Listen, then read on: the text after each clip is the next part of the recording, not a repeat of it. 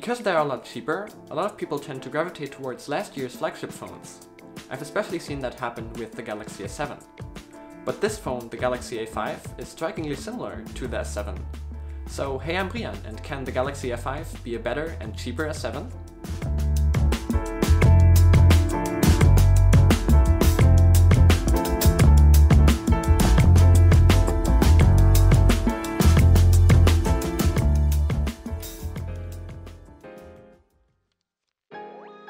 Now let's start with the design.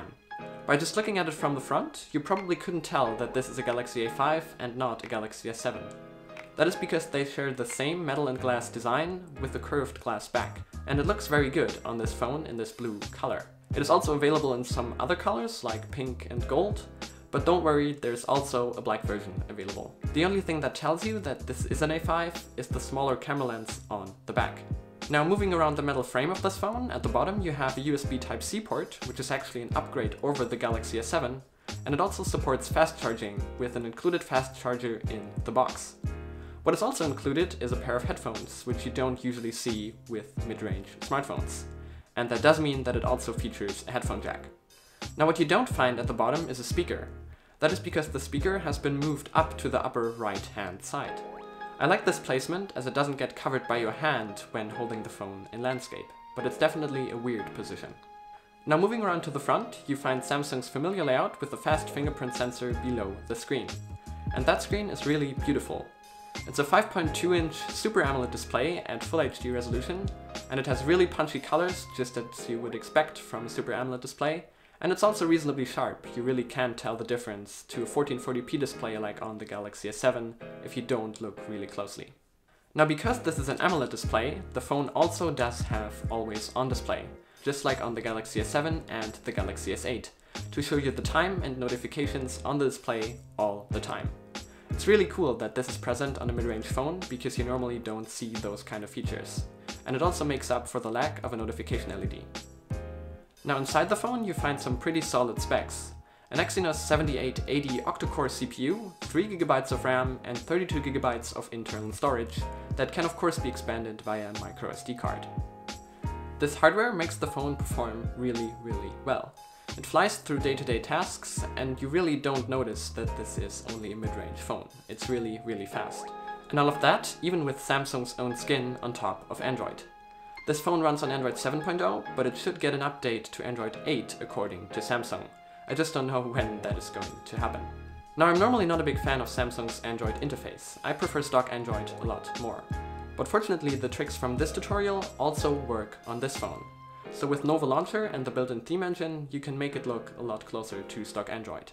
And because the performance is really great on this phone, I don't really care and the Samsung skin is not that obtrusive anymore. And Samsung Skin does have a lot of nice features too, like double tapping the home button from anywhere to get to the camera. Which brings us to that part of the phone. You have a 16 megapixel sensor on the back and on the front of the phone, and they take really nice photos, even in low light. But the camera on this phone is really a lot closer to the Galaxy S6 than it is to the Galaxy S7. It doesn't have optical image stabilization and it also doesn't record video in 4K. Something I really would have hoped to see, and both of those things really hinder the video recording capabilities of this phone. Fortunately, photos are a different story. They look really good, especially in low light, given that this is a mid-range phone without optical image stabilization. You shouldn't expect the same great photos all the time like you can from Galaxy S8 for example, but it is definitely usable and you will want to take a lot of photos with this camera. And fortunately you can do that because battery life is really above average with this phone.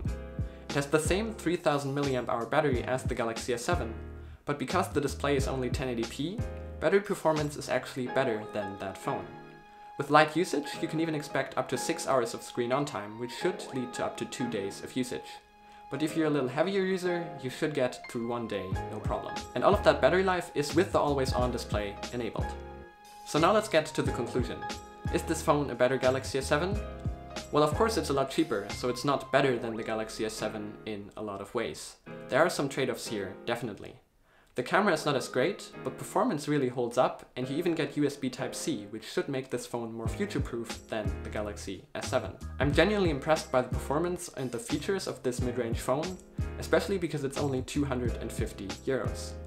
That's 170 less than the Galaxy S7, so this phone should definitely be worth a look as an alternative to the Galaxy S7 because there are really not a lot of trade-offs for a lot of savings here. And the Galaxy A5 should definitely also be worth a look if you're in the market for a Moto G5S, for example, because this is really a great alternative with USB Type-C and a better camera. And because this phone was launched in January of this year, a successor to it should be just around the corner. And that should hopefully feature the same 18:9 display from the Galaxy S8 and be a nice competitor to that phone. But that basically wraps up this video. In case you enjoyed it, you know that there are 1 or 2 buttons you can press to help me out, and you should also press that follow button on Twitter. I'm Brian, I'd like to thank you all for watching, and I'll see you in the next one. Bye!